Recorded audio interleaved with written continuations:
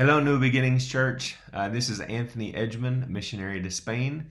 And it's good to be able to greet you once again. I'll be reading for you today from Romans chapter 7 from the New Living Translation. Now, dear brothers and sisters, you who are familiar with the law, don't you know that the law applies only while a person is living? For example, when a woman marries, the law binds her to her husband as long as he is alive.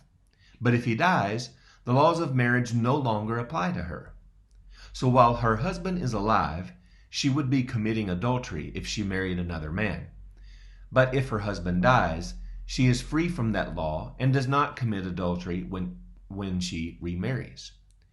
So, my dear brothers and sisters, this is the point. You died to the power of the law when you died with Christ. And now you are united with the one who was raised from the dead. As a result, we can produce a harvest of good deeds for God. When we were controlled by our old nature, sinful desires were at work within us, and the law aroused these evil desires that produced a harvest of sinful deeds, resulting in death. But now we have been released from the law, for we died to it and are no longer captive to its power. Now we can serve God, not in the old way of obeying the letter of the law, but in the new way of living in the Spirit. Well then, am I suggesting that the law of God is sinful? Of course not. In fact, it was the law that showed me my sin. I would never have known that coveting is wrong if the law had not said, "You must not covet."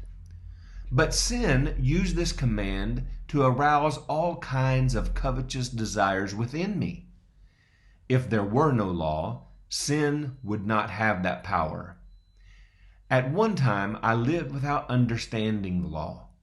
But when I learned the command not to covet, for instance, the power of sin came to life, and I died. So I discovered that the law's commands, which were supposed to bring life, brought spiritual death instead. Sin took advantage of those commands and deceived me. It used the commands to kill me. But still, the law itself is holy, and its commands are holy and right and good. But how can that be? Did the law which is good cause my death? Of course not. Sin used what was good to bring about my condemnation to death. So we can see how terrible sin really is. It uses God's good commands for its own evil purposes. So the trouble is not with the law, for it is spiritual and good. The trouble is with me, for I am all too human, a slave to sin. I don't really understand myself, for what I want to do what is right, but I don't do it.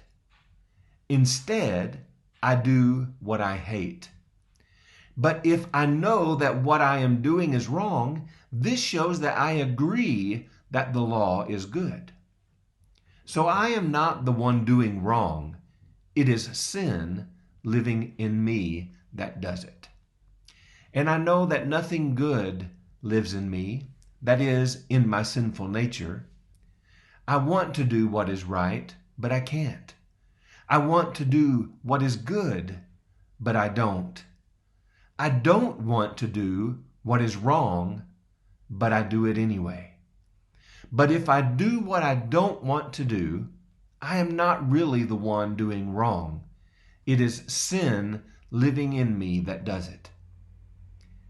I have discovered this principle of life, that when I want to do what is right, I inevitably do what is wrong. I love God's law with all my heart, but there is another power within me that is at war with my mind.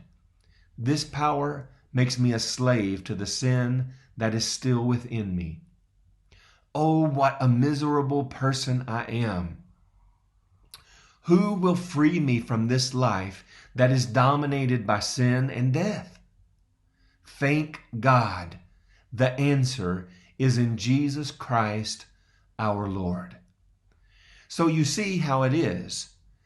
In my mind, I really want to obey God's law, but because of my sinful nature, I am a slave to sin. May God challenge our hearts with the reading of His Word. Thank you.